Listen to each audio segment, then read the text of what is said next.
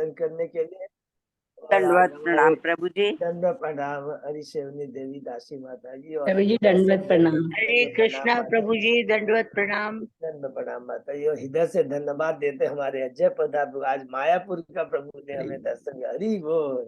पंचतत्व राधा माधव हरि बोल, नरसिंह भगवान सब बहुत सुंदर। जगन्नाथ राजापुर के जगन्नाथ बलदेव सुभद्रा महाराज हरि बोल, बहुत सुंदर के दर्शन करा प्रभु ने कल घर पे बैठे हुए मायापुर का। हरि बोल। और सभी भक्तों को हृदय से धन्यवाद कीर्तन में भाग लेने के लिए। अभी हम लोग मंगलाचरण करते हैं। ओम अज्ञान तिमिरांधस्य ज्ञानांजन शलाकया चक्षुरुन्मिलितं येन तस्मै श्री गुरुवे नमः। श्री चैतन्य मनोविष्टम स्थापितं येन भूतले स्वयं रूप कदा मह्यं ददाति स्वपदान्तिकम्। वन्देऽहं श्री गुरु श्री युगपद कमलं श्री गुरु वैष्णवांच च श्री रूपं साग्रजातं सहगना रघुनाथं वितं तं सजीवम् स्वादेतं सावधूतं परिजं सहितं कृष्ण चैतन्य देवं श्री राधा कृष्ण पादान सहगना ललिता श्री विशाखा वितांत च।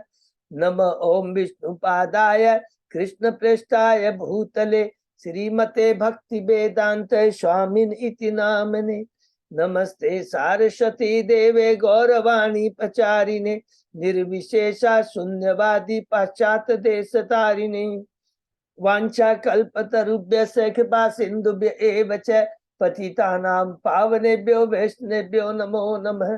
नमो महावदान्याय कृष्ण प्रेम प्रदायते कृष्णाय कृष्ण चैतन्य नामने गौरत्विषे नमः। हे कृष्ण करुणा सिंधु दीन बंधु जगतपते गोपेश गोपिका कांत राधा कांत नमस्तुते।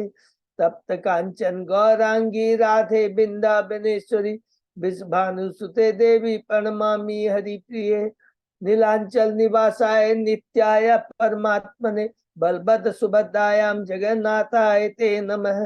जय श्री कृष्ण चैतन्य प्रभु नित्यानंद श्री अद्वैत गदाधर श्रीवासादि गौर भक्तबिंद। मुखम करोति वाचालम पंगु लंघे यत्कृपातमहं वन्दे श्री गुरु दीनतारिणम्। परमानंद माधवम श्री चैतन्येश्वरम। हरे कृष्ण कृष्ण कृष्ण हरे हरे हरे राम राम राम हरे हरे। श्री श्री मंगलाचरण की जय। शिला प्रभुपाद की जय। हरे कृष्ण। आज के इस भागवतम चर्चा में सभी भक्तों का हार्दिक स्वागत है। सभी भक्तों के चरणों में मेरा सादर दंडवत प्रणाम है। राधा माधव राधा गोविंद गुरु आचार्य परम वैष्णव परम भागवत की असीम कृपा से हम सब भक्त लोग मिलकर सब श्रीमद् भागवतम के ऊपर चर्चा कर पा रहे। कैंटो 5 के 5वें अध्याय में हम लोग हैं। शीर्षक भगवान ऋषभ देव द्वारा अपने पुत्रों को उपदेश। प्रथम 4 अध्याय हमने समाप्त किए, उसको हम संक्षेप में दोहराने। प्रथम अध्याय शीर्षक है महाराज प्रियव्रत का चरित्र। महाराज प्रियव्रत शांभु मनु के ज्येष्ठ पुत्र हैं। छोटे पुत्र हैं उत्तानपाद, जिनकी वंशावलियों के बारे में हम लोगों ने कैंटो 4 में डिटेल में पढ़ा।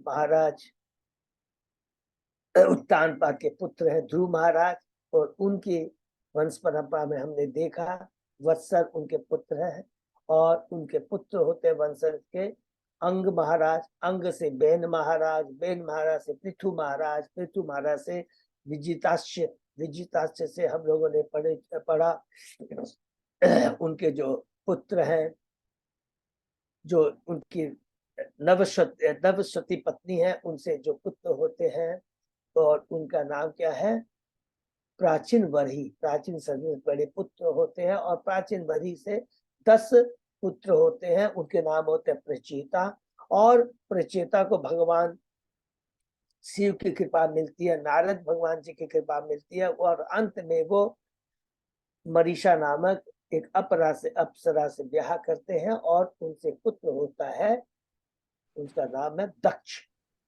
प्राचीन प्रचेता चले जाते हैं सेवा के लिए, दक्ष चले जाते हैं सेवा भक्ति करने के लिए, और इधर विदुर महाराज जी हस्तिनापुर वापस लौट के आ जाते हैं मैत्रेय मुनि से दिव्य ज्ञान प्राप्त करने के बाद।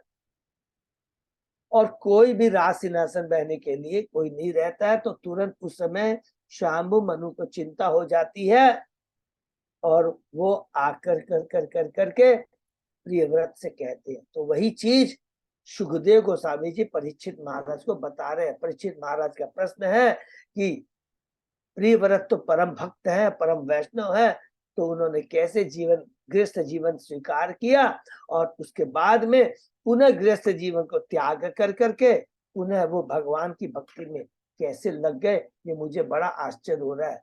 उसके उत्तर में बहुत ही सुंदर बात जो कहते हैं वो हमेशा बार बार हमें याद रखनी है।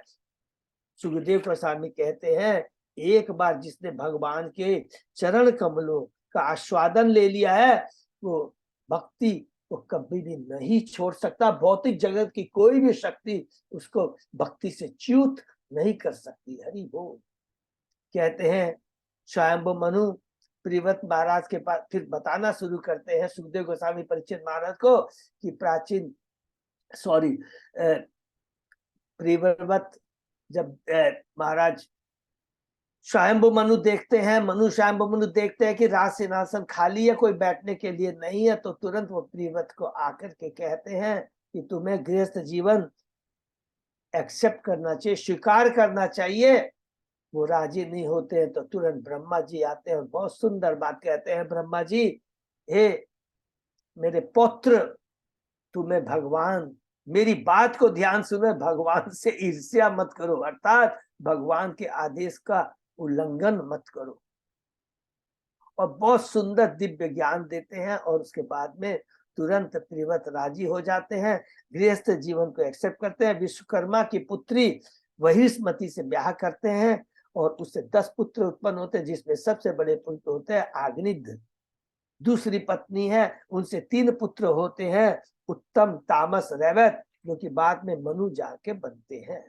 और कुछ समय के बाद में वो सब कुछ गृहस्थ जीवन को त्याग कर कर करके कहते हैं कि मैं अपनी पत्नी के हाथ का खिलौना बंदर बन गया हूँ, और ये सब कुछ छोड़कर पुनः कृष्ण भावना के पथ पर लौट आते हैं।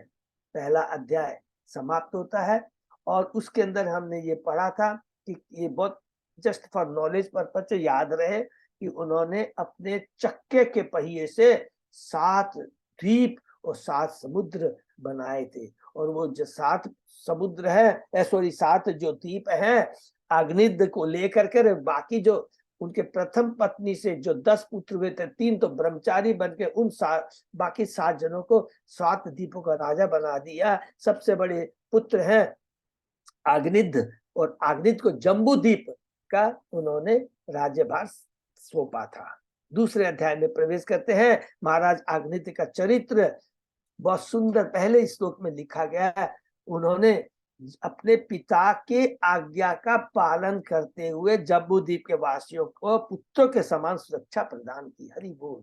क्योंकि वो भी राजर्षि है, परम भगवान के क्योंकि भगवान खुश होते हैं जब परम भक्त अपने पिता का आज्ञा का पालन करता है। ये बहुत इंपॉर्टेंट चीज है। प्रचेताओं को भी भगवान आके कहते हैं, मैं तुमसे सबसे ज्यादा इससे प्रसन्न हूँ कि तुमने अपने पिता प्राचीन भरी की आदेश का पालन किया, तुमने भक्ति की है। तो ये बहुत इंपॉर्टेंट है। और उसके बाद में अग्निद ने ब्रह्मा जी द्वारा भेजी गई अप्सरा पूर्व चीटी से ब्याह किया। 9 पुत्र उत्पन्न हुए, उनमें सबसे बड़े पुत्र नाभि है। और ये सारे पुत्रों ने मेरु की 9 पुत्र से ब्याह किया। दूसरा अध्याय खत्म होता है, तीसरे अध्याय में प्रवेश करते हैं। राजा नाभि की पत्नी मेरु देवी के घर से ऋषभदेव का जन्म। हरि बोल। राजा नाभि जो कि अग्निद के सबसे बड़े पुत्र हैं, एक भगवान के समान पुत्र की इच्छा व्यक्त करते हैं, यज्ञ करते हैं, पुरोहितों से कहते हैं यज्ञ करो। भगवान आते हैं, प्रसन्न होते हैं, लेकिन पुरोहित तो बहुत सुंदर प्रार्थना करते हैं। क्या प्रार्थना करते हैं कि हमने आपसे भौतिक चीजें मांगी है, और इसके लिए प्रभुपाद जी कहते हैं भौतिक इच्छा से ईश्वर के पास जाने वाले वास्तविक में भक्त नहीं है। लेकिन नाभि ने जो भगवान के समान पुत्र मांगा था, भगवत इच्छा से हुआ था। अपनी इंद्र तृप्ति के लिए नहीं था। इस बात को बहुत ध्यान से समझेंगे हम लोग। कभी कभी कहते हैं अरे इसने भी तो मांगा था। एक भगवत इच्छा से होता है और एक हमारी अपनी भौतिक इंद्र की तृप्ति के लिए हम भगवान के पास भौतिक इच्छाओं के लिए जाते हैं, उसमें फर्क होता है।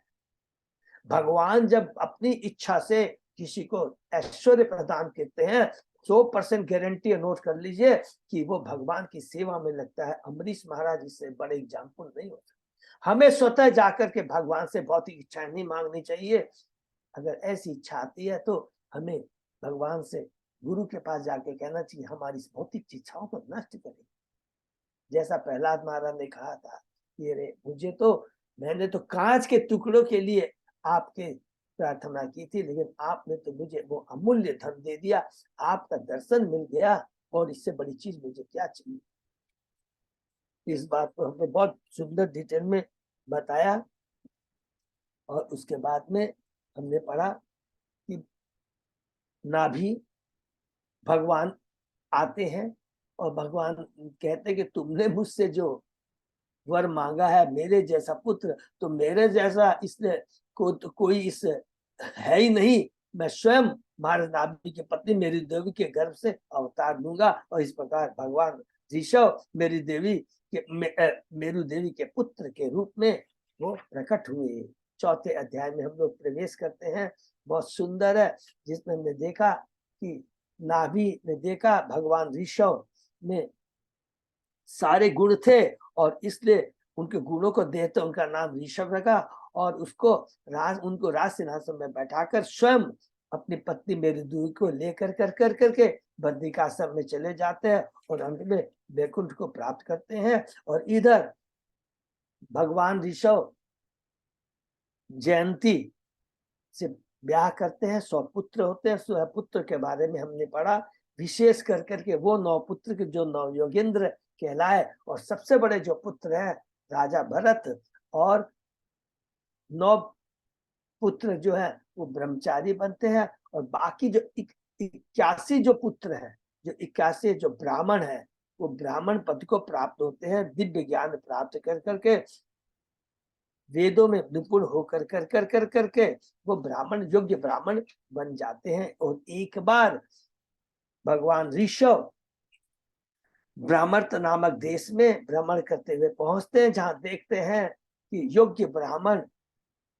लोगों को शिक्षा दे रहे हैं, और वहां पर उनके पुत्र भी उपस्थित रहते हैं। अध्याय 5 में हम लोग प्रवेश करते हैं। भगवान ऋषि द्वारा अपने पुत्रों को उपदेश, ये बहुत ही इंपॉर्टेंट है। और इसमें पूरी जो दिव्य शिक्षा है कि भगवान ऋषभ कहते हैं मनुष्य जीवन आत्म साक्षात्कार के लिए है, भौतिक भोग होने के लिए नहीं है। जो भक्ति करता है, भक्ति करने से हृदय शुद्ध हो जाता है और शाश्वत आनंद की प्राप्ति करता है। कृष्ण भावनामृत के बिना प्रत्येक जीव जन्म मृत्यु के चक्कर में फंसा रहता है, और भक्ति करने के लिए महात्माओं की सेवा करनी चाहिए, महात्माओं का संग करना चाहिए। और उसके बाद में बहुत इंपॉर्टेंट बात कहते हैं, जब तक मनुष्य की मुझ वासुदेव में के प्रति प्रीति नहीं होती, तब तक उसे देह बंधन से छुटकारा नहीं मिल सकता। वह मनुष्य मूर्ख पशु के तुल्य है, जो इस संसार में विषय वासना प्रधान समझ कलुष के आगार अपने घर में आसक्त रहकर प्रसन्न रहता है, इस भौतिक जगत के अंदर में रहता है। साधुओं की संगति तथा भक्ति से जब मनुष्य धीरे धीरे सांसारिक बुद्धि से मुक्त होता है, तो हृदय की आसक्ति जो बंधन ग्रंथि कट जाती है। सबसे इंपॉर्टेंट बात कहते हैं कि भक्ति करने के लिए परमहंसों की तुम्हें शरण ग्रहण करना चाहिए।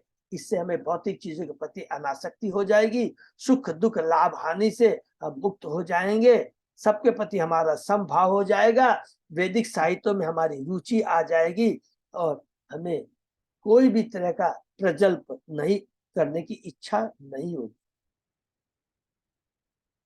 भक्ति अगर हम पकड़ लेते हैं साधुओं का संग करने से, तो क्या क्या चीज हमने पढ़ा, ये बहुत इंपॉर्टेंट चीज है।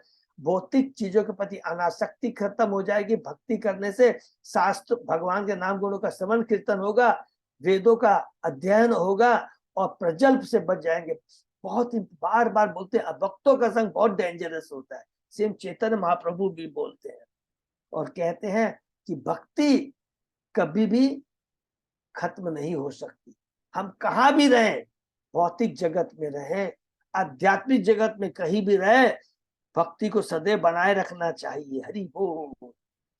स्वरूप सिद्ध होने पर योग्याभ्यास को छोड़ सकते हैं, कर्म कांड को छोड़ सकते हैं, ज्ञान कांड को छोड़ सकते हैं, ध्यान कांड को छोड़ सकते हैं, लेकिन भक्ति को नहीं छोड़ सकते। हरि बोल। भक्ति तो सदैव हाथ में रखना है। अतः जो लोग बुद्धिमान है,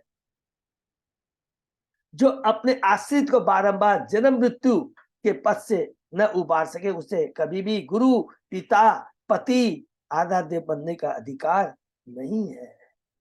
फिर उसके बाद में बहुत सुंदर ऋषिदेव अपने बारे में बताते हैं कि मेरा कोई भौतिक शरीर नहीं है, मैं अपनी इच्छा के अनुसार अलग अलग शरीर धारण करता हूं।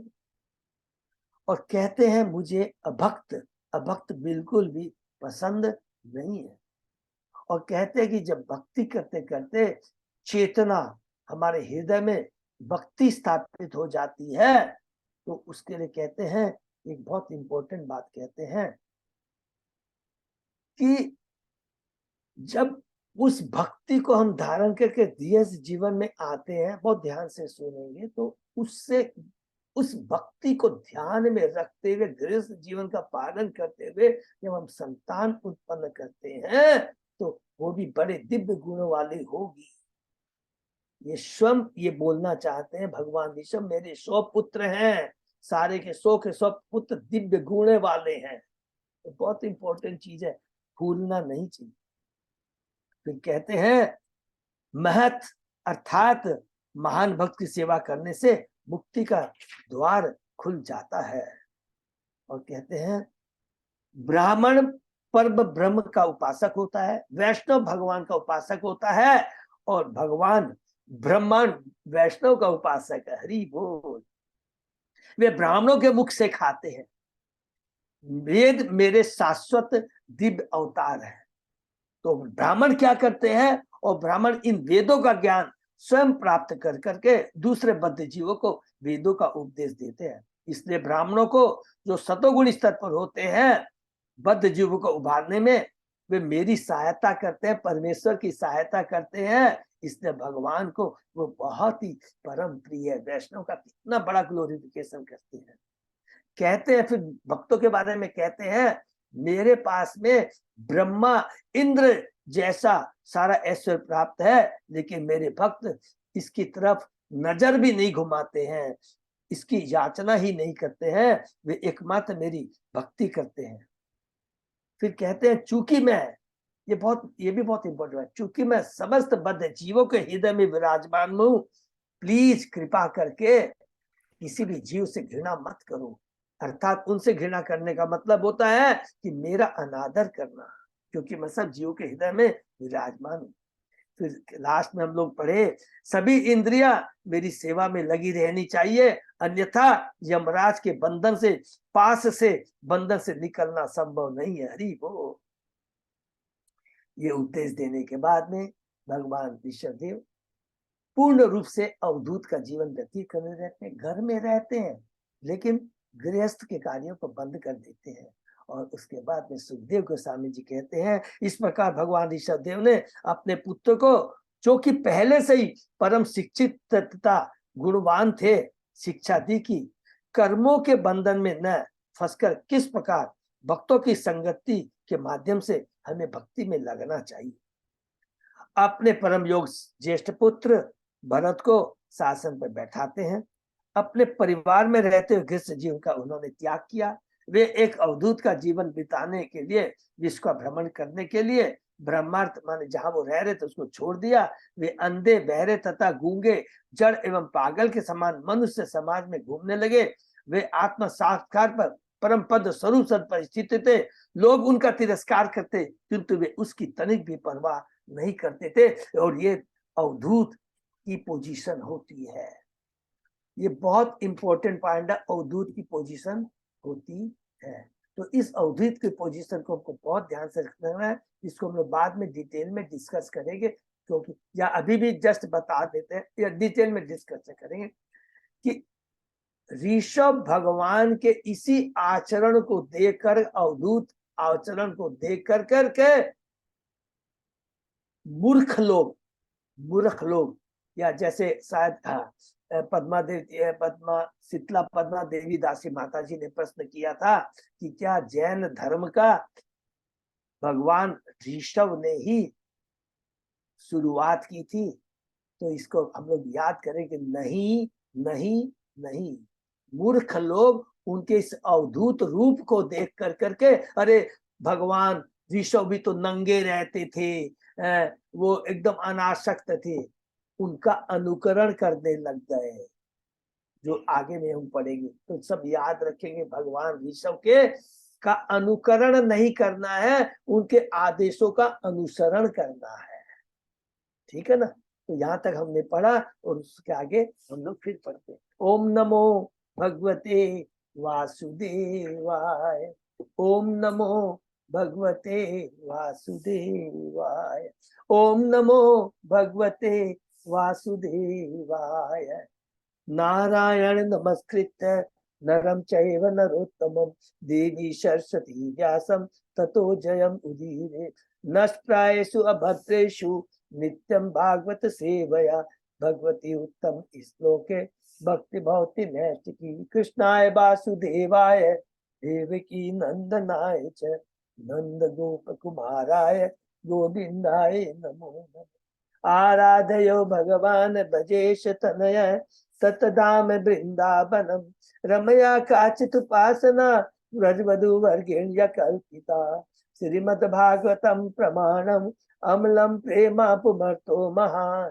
श्री चैतन्य महाप्रभो मतम विदम तत आदरो न पर।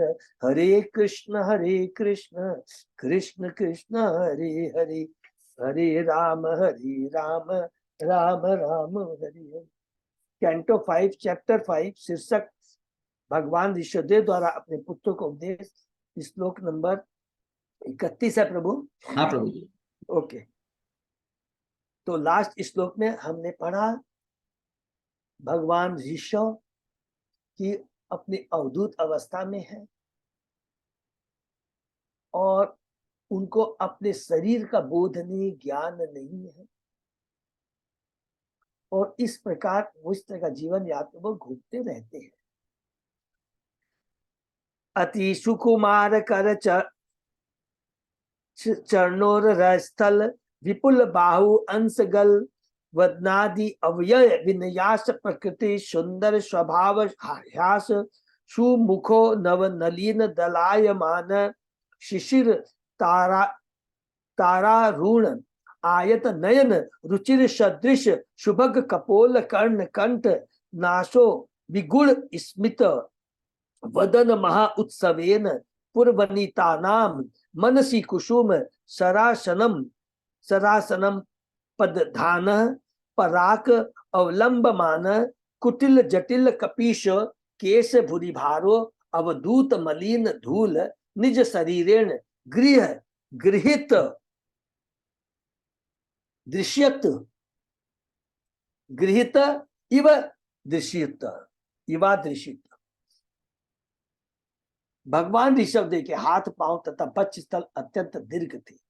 उनके कंधे, मुख तथा अंग प्रत्यंग अत्यंत सुगठित तथा कोमल थे। उनका मुख उनकी सहज मुस्कान से मंडित था और उनके खुले हुए लाल लाल नेत्र ऐसे प्रतीत होते थे मानो प्रातःकालीन ओस कणों से युक्त नव विकसित कमल पुष्प की पंखड़ियां हो। हरि बोल। उनकी पुतलियां इतनी मनोहर थी कि देखने वालों का सारा संताप हर लेती थी। उनके कपोल, कान, गर्दन, नाक तथा अन्य अंग अत्यंत सुंदर थे। उनके मंद हाथ से उनका मुख इतना आकर्षक प्रतीत होता था कि विवाहित नारियों का भी मन खींच जाता था। ऐसा प्रतीत होता था मानो कामदेव ने अपने बाणों से बींध दिया हो। उनके सिर के चारों ओर घुंघराली भूरी जटाएं थी।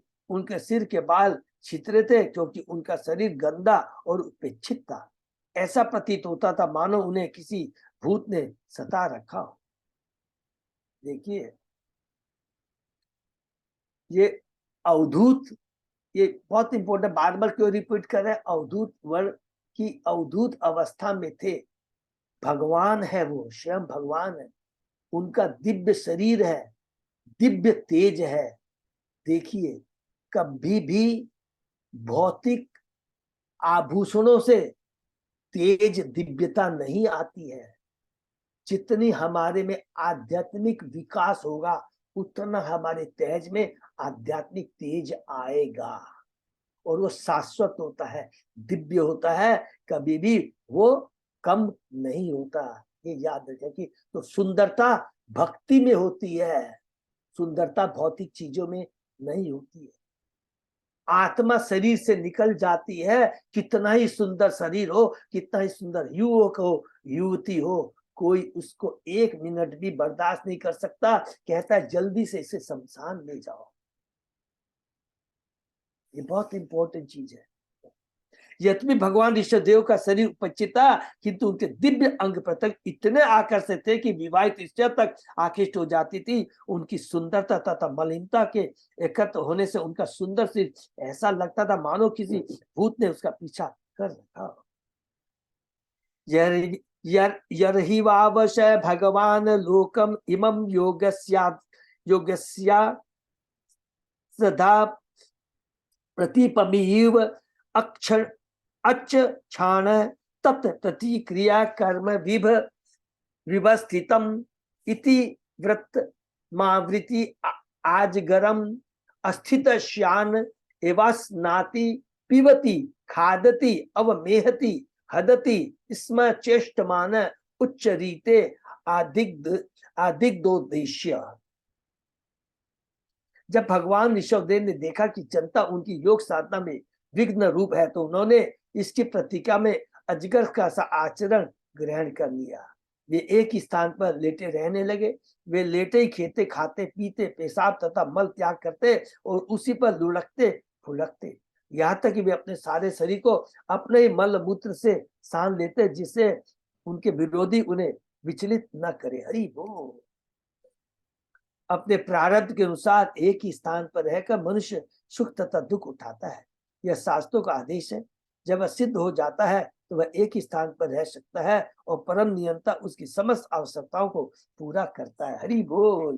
परम नियंता उसकी समस्त आवश्यकताओं को पूरा करता है। जब तक वह उपदेशक न हो उसे संसार भर में घूमने की कोई आवश्यकता नहीं है। एक ही स्थान पर रहते हुए मनुष्य काल तथा स्थिति के अनुसार भक्ति कर सकता है। जब ऋषभदेव ने देखा कि संसार भर में घूमते रहने से उनको बाधा पहुंचती है, तो उन्होंने अजगर तुल्य एक ही स्थान पर रहते लेटे रहने का निश्चय किया। इस तरह वे लेटे लेटे खाते पीते, मल मूत्र त्यागते और अपने शरीर को उसी में साने रहते, जिससे लोग उन्हें सताए नहीं। कि लोग जो डिस्टर्ब करते थे, देखते थे कि ये मल मूत्र में से सना हुआ है, तो लोग उसके पास नहीं आते थे। लेकिन ऐसा बात नहीं है। जो भगवान का दिव्य भक्त होता है, जिसमें दिव्य शक्ति होती है, याद रखेंगे उसकी एक एक चीज, उसकी एक एक रोम, एक एक सांस दिव्य होती है। अगला श्लोक से हमें समझ में आ जाए। तस्य है पुरीश सुरभि सौगंध्य वायु तम देशम योजनम समन्तात सुरभिम चकार। इस अवस्था में रहने के कारण जनता ने ऋषभदेव को विचलित नहीं किया। उनके मल मूत्र से सुगंधी नहीं, उनके मल मूत्र से दुर्गंधी नहीं निकली, उल्टे उनका मल मूत्र इतना सुगंधित था कि उसकी सुगंध से 80 मील तक का प्रदेश भर गया। हरि बोल। सोचिए, इस वर्णन से हम यह कल्पना कर सकते हैं कि ऋषभदेव को दिव्य आनंद प्राप्त था। उनका शरीर दिव्य था, उनकी सोच दिव्य, सब कुछ उनका दिव्य था। उनका मल मूत्र सामान्य प्राणी के मल मूत्र के सर्वथा भिन्न था। हरि बोल। वह सुगंधित था। इस लोक में भी गोबर को पवित्र और कृमिनाशक माना जाता है। एक स्थान पर गोबर का कितना बड़ा ढेर क्यों न लगा दिया जाए, उससे दुर्गंध नहीं आएगी। हम इसे पक्का मान ले कि वैकुंठ जगत में मल मूत्र भी सुगंधित होते हैं, क्योंकि वो सारे दिव्य होते हैं। निसंदेह ऋषभ देव के मल मूत्र से सारा वायुमंडल अत्यंत सुगंधित हो गया था। ये बहुत इंपॉर्टेंट श्लोक है। एवं गो मृग काक चरया व्रजन तिष्ठन आशीन शयान काक मृग गोचरित पिबति खादति अवमेहति स्म। इस प्रकार ऋषभदेव ने गायों, हिरणों तथा कौ की वृत्ति का अनुगमन किया। कभी वे इधर तक चलते तो कभी इस स्थान पर बैठे रहते, कभी वे लेट जाते, उन्हीं के समान वे खाते पीते तथा मल मूत्र का त्याग करते। इस प्रकार वे लोगों को धोखा देते रहे। हरि बोल।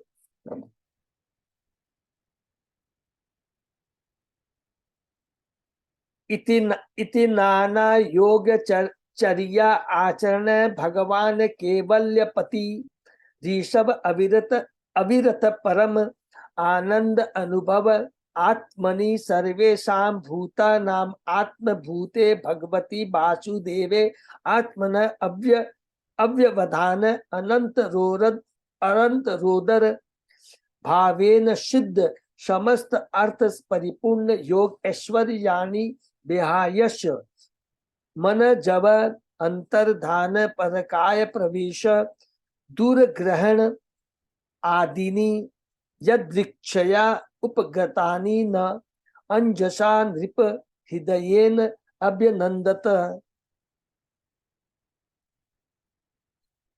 हे राजा परीक्षित, श्री कृष्ण के अंश, हरि बोल, श्री कृष्ण के अंश भगवान ऋषभदेव ने समस्त योगियों को योग साधना प्रसिद्ध करने के उद्देश्य से अनेक विचित्र कार्य किए।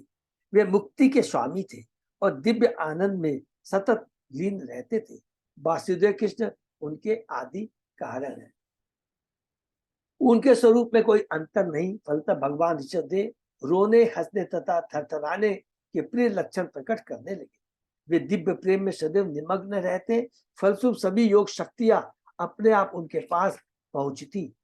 यथा मन की गति से आकाश गमन, प्रकट और अदृश्य होना, अन्यों के शरीर में प्रवेश कर जाना, दूरस्थ वस्तु को देख पाना, सभी योग शब्द अपना उनके पास पहुंचती। इसको अंडरलाइन कर लेंगे तो बहुत अच्छा रहेगा।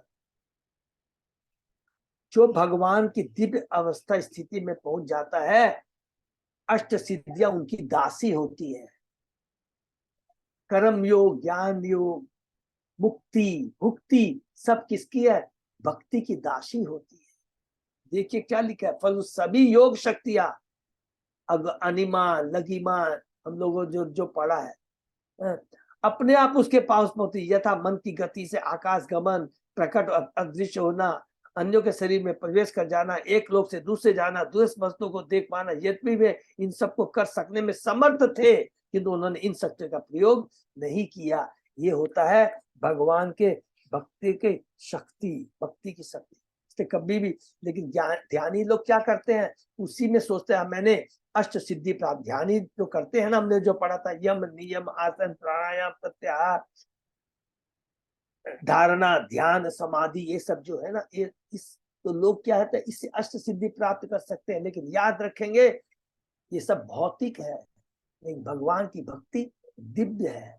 तो जो भगवान की भक्ति प्राप्त कर लेता है, भगवान से अपना संबंध जोड़ लेता है, तो ये सारी जो भौतिक शक्तियां हैं वो तो क्या होती है, वो उनकी दासी है। कुछ भी कर सकता है भगवान का भक्त, लेकिन वो प्रकट नहीं करता। ये क्लियर लिखा है यहाँ पर, जो उन्होंने इन शक्तियों का प्रयोग नहीं किया, इससे बड़ा प्रूफ नहीं हो सकता है।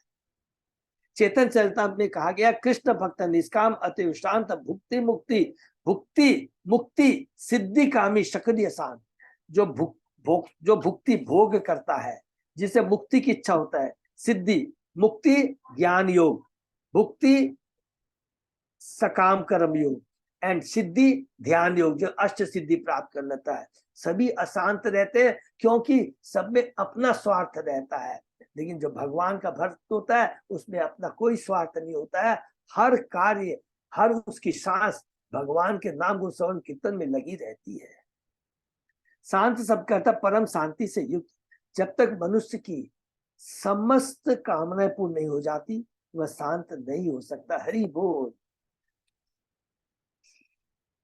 प्रत्येक मनुष्य अपनी आकांक्षा तथा कामनाओं की पूर्ति चाहता है, चाहे वे भौतिक हो या आध्यात्मिक। देखिए कितनी बड़ी बात लिखा है, अगर हमारी इच्छाएं, अपनी इच्छाएं, चाहे वो भौतिक हो या आध्यात्मिक, दोनों बंधन का कारण है, हमारे को अशांत करेंगे। ज्ञानी भी शांत नहीं रहते हैं, कोई कार्य नहीं करते, खाली दार्शनिक चिंतन ज्ञान में लिप्त रहते हैं कि अरे कोई भी ये कार्य करूंगा तो मेरे बंधन का कारण बनेगा। इस तरह वो भी परेशान रहते हैं, अशांत रहते हैं।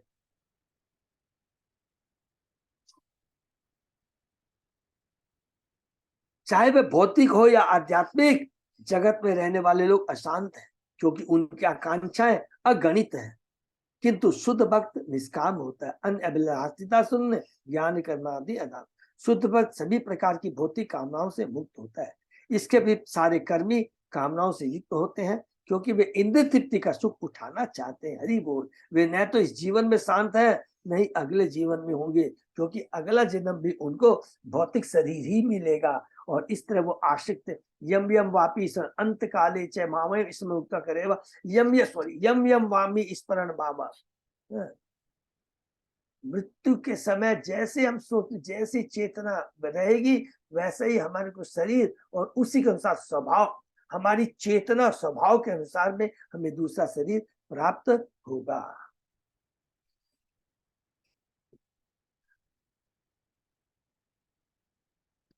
वे न तो इस जीवन में शांत है, न ही अगले जीवन में। इस प्रकार ज्ञानी लोग मुक्ति कामी होते हैं और परमात्मा के साथ तादात्म्य चाहते हैं, ब्रह्म ज्योति में विलीन होना चाहते हैं। योगी जन सिद्धियों के पीछे रहते हैं, किंतु भक्त तो को इन वस्तुओं से कोई रुचि नहीं होती। योगी जन सिद्धियों माने अष्ट सिद्धियों के पीछे रहते हैं, क्योंकि वह श्री कृष्ण के, किंतु भक्त को इन वस्तुओं से कोई रुचि नहीं होती, क्योंकि वह श्री कृष्ण के अनुग्रह पर पूरी तरह आश्रित रहता है। हरि बोल। कृष्ण योगेश्वर है, सभी योगियों के ईश्वर है, समस्त योग सिद्धियों के स्वामी है। वे आत्मा नाम अर्थात स्वयं संतुष्ट है। इस श्लोक में योग सिद्धियों का वर्णन हुआ है। इनसे मनुष्य बिना किसी यंत्र के अंतरिक्ष में उड़ सकता है और मन की गति से यात्रा कर सकता है। इसका यह अर्थ हुआ कि जब भी कभी योगी को इस ब्रह्मांड के अंदर या बाहर कहीं जाने की इच्छा होती है तो वह तुरंत वहां पहुंच जाता है। मन की गति को निर्धारित करना कठिन है, क्योंकि एक क्षण में लाखों मील चला जाता है। कभी कभी योगी परकाय प्रवेश करके अपनी इच्छा से कार्य करते हैं। वृद्ध होने पर कभी कभी योगी तरुण तथा बलवान शरीर प्राप्त कर सकता है। अपने वृद्ध शरीर को त्याग कर वह तरुण शरीर में प्रवेश कर सकता है और इच्छा अनुसार कार्य कर सकता है।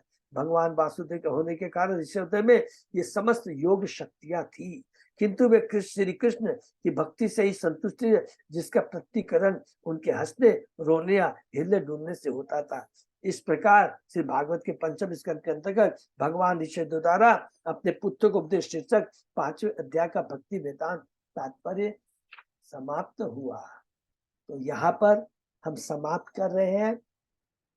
क्या अल्टीमेटली ये यहाँ पर भगवान ऋषिदेव स्थापित कर रहे हैं, भक्ति सर्वोत्तम है, भक्ति ही दिव्य है, भक्ति में ही आनंद है और भक्ति में ही सुंदरता है, शाश्वता है। शरीर सच्चिदानंद है, जीव सच्चिदानंद है। मनुष्यों ने बहुत दुर्लभ है, आत्म साक्षात्कार के लिए है, इस भौतिक जगत में भोग के लिए नहीं है।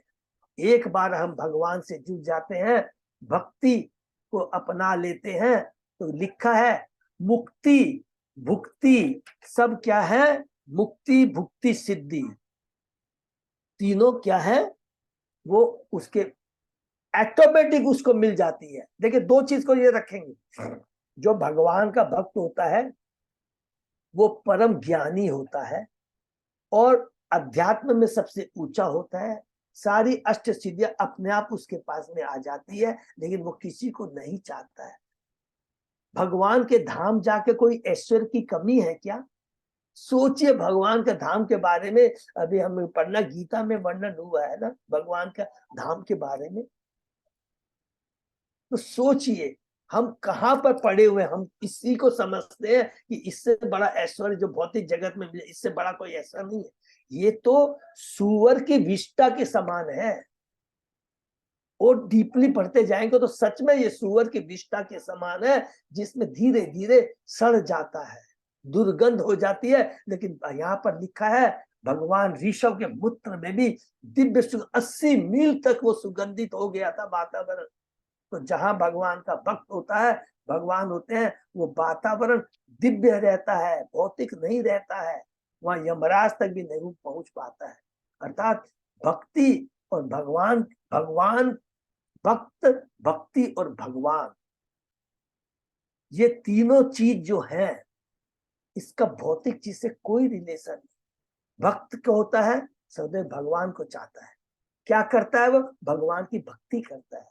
और भगवान कौन है, जो कि दिव्य है, जो कि हम लोगों ने भगवान ऋषभ के आसन, जो स्वयं भगवान के लिखा है, वो अंश है, अंशा, तो उनमें कितनी दिव्यता है। तो हमें दिव्य चीज के पीछे भागना चाहिए कि जो भौतिक चीजों के पीछे, जो कि नश्वर है, हमारे जीवन में अशांत, हमारे जीवन में विचलितपन लाती है। देखिए लिखा है, क्लियर लिखा है, कृष्ण भक्त निष्काम अतएव शांत। वो निष्काम होता है, निष्काम का मतलब उसकी कोई भी इच्छा नहीं रहती है। कौन सी इच्छा, अपनी इंद्रिय तृप्ति के लिए, चाहे ऐश्वर्य प्राप्त करने की, या ज्ञान प्राप्त करके ब्रह्म ज्योति में विलीन होने की, या ध्यान करके अष्ट सिद्धि प्राप्त करने की। आप जिन्होंने भक्ति शास्त्री कोर्स किया सबको मालूम है ना, अष्ट सिद्धि का बहुत देते हैं, अनिमा, लघिमा, महिमा, प्राप्ति, प्राकम्य, अलग करके आत्म की अष्ट सिद्धि है।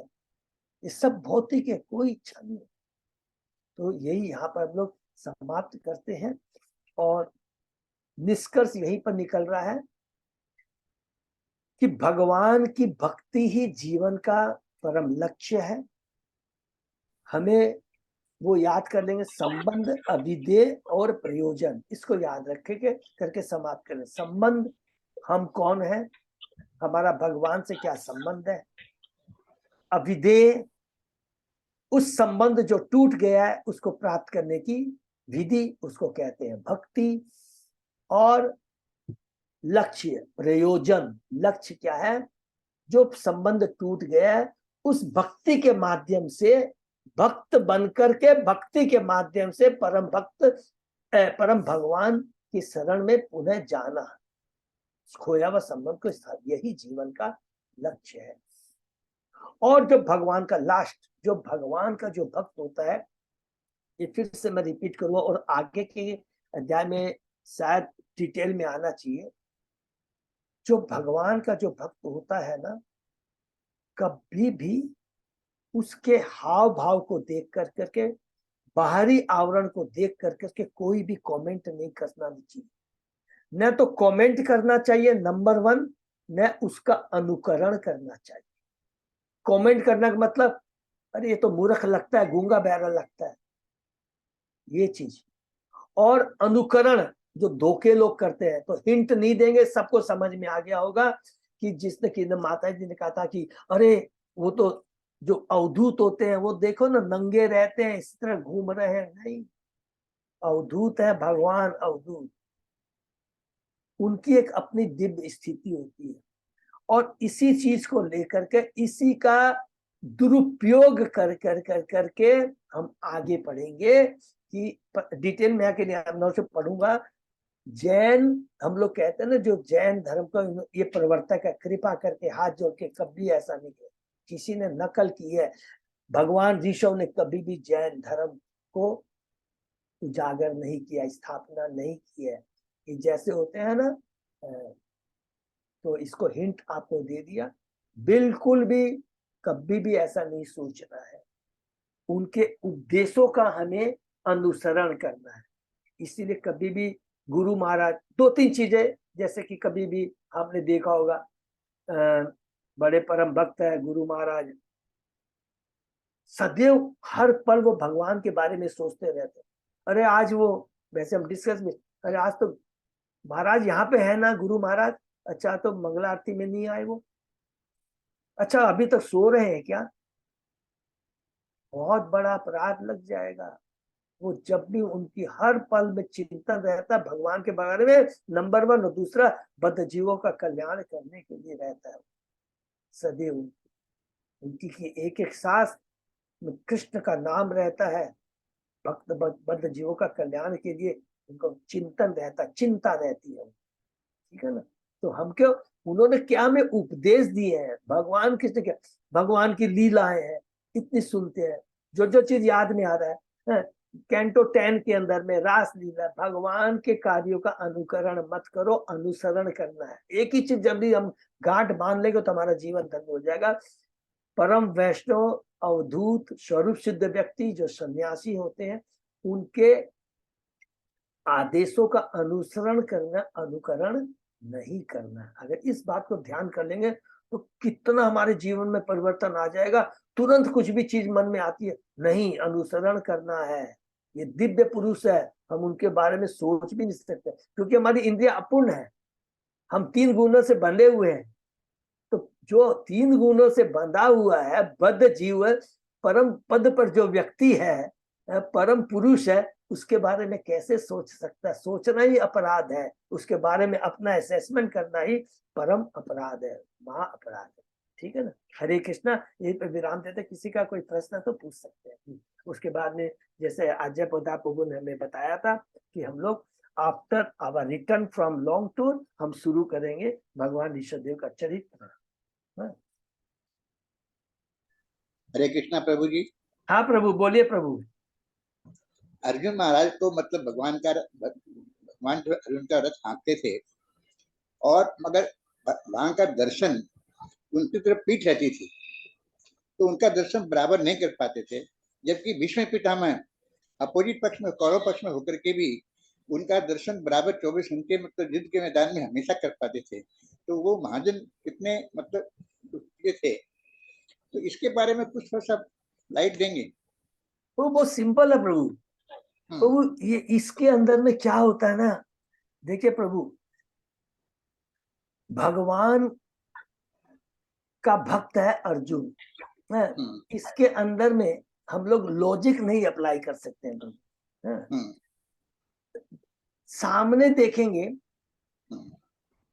कि जो कुछ भी हो रहा है, इसको अभी हम लोग ने थोड़ी देर पहले डिस्कस किया था। एक चीज, कुछ चीजें होती है हमारी इच्छा से और चीज होती है भगवत इच्छा से।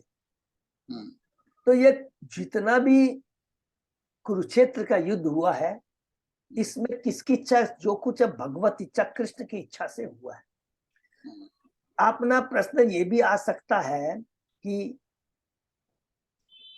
भीष्म पिता भगवान भीष्म है, उसके बाद में कृपाचार्य, द्रोणाचार्य, जिनका भी आप ले लेंगे, ये सब भगवान के भक्त हैं, ये सब भगवान के भक्त हैं। और प्रश्न 2 आ सकते हैं इसके अंदर में कि भगवान की इन लोगों ने अर्जुन के संग में, अर्जुन के फेवर में युद्ध क्यों किया? ये प्रभु भगवान की इच्छा थी। भगवान की इच्छा ये थी, भगवान ये बताना चाहते हैं कि कोई भी अगर अधर्म का साथ देगा, चाहे कोई भी हो, अधर्म का साथ देगा, अधर्म से नाता जोड़ेगा, वो दुख पाएगा, वो दुख उसके लिए दुख का कारण बनेगा।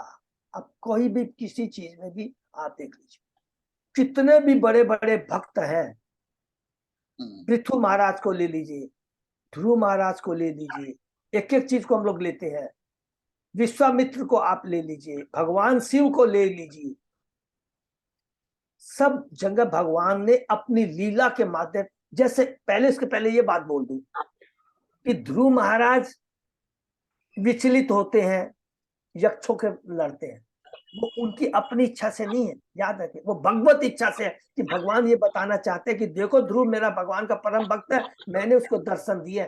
लेकिन वो भी विचलित हो सकता है, माया इतनी प्रबल, ये शिक्षा देने का।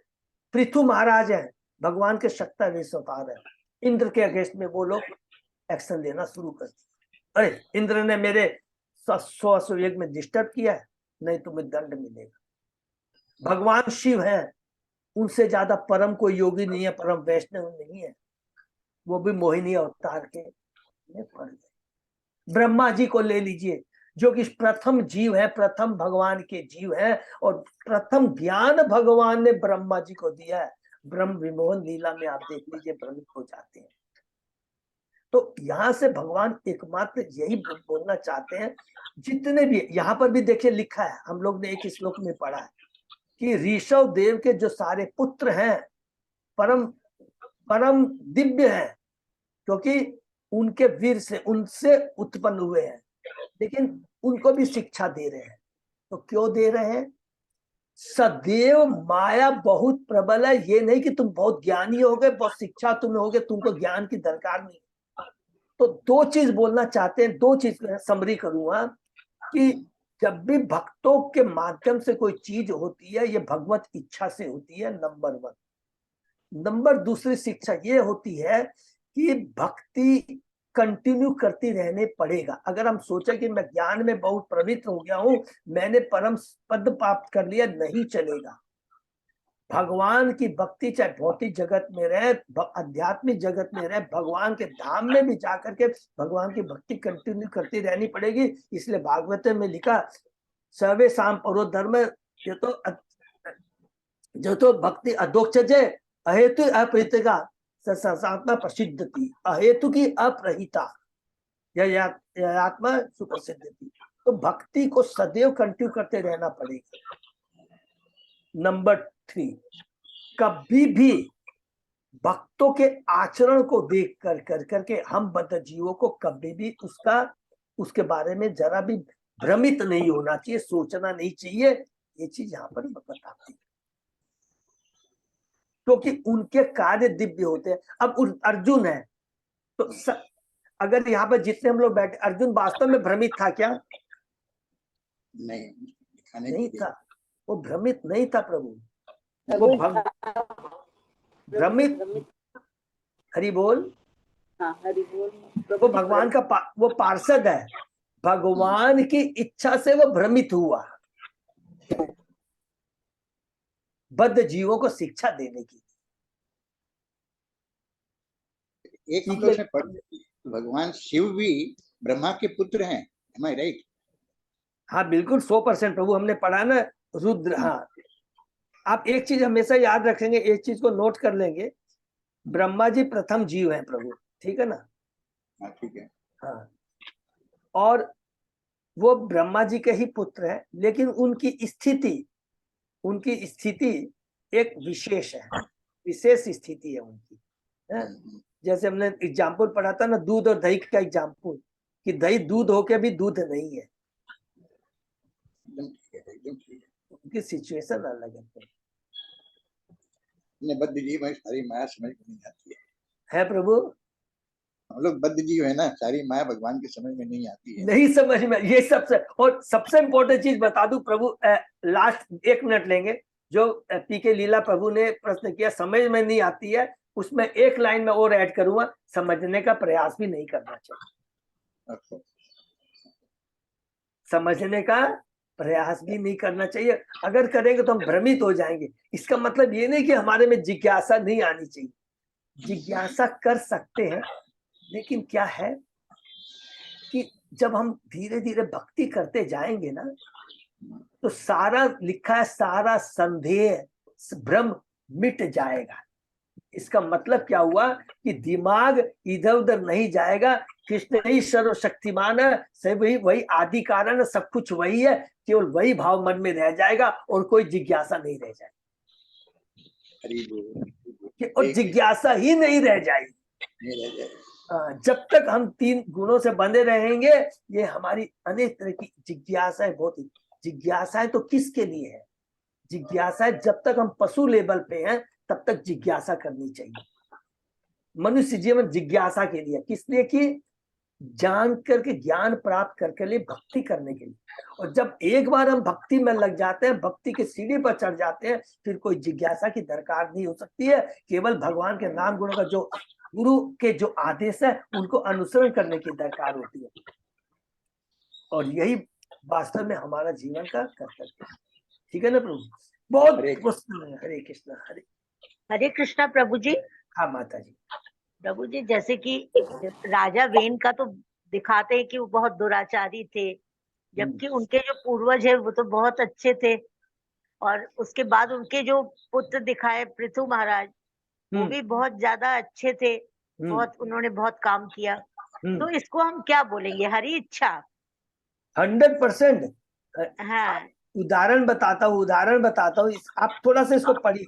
हर चीज के पे शिक्षा है। पूरी भागवतम में जितने भी महापुरुष, क्यों हमने क्या पढ़ा था, 1 मिनट और ले लेते हैं, पर सब लोग क्षमा करें। अंग की पत्नी कौन थी? अंग की पत्नी, आप भूल गई ना? हाँ भूल गए। किसकी पुत्री थी वो? कोई बताएंगे? अंग, असुर की पुत्री थी ना, हैं? असुर की। यस।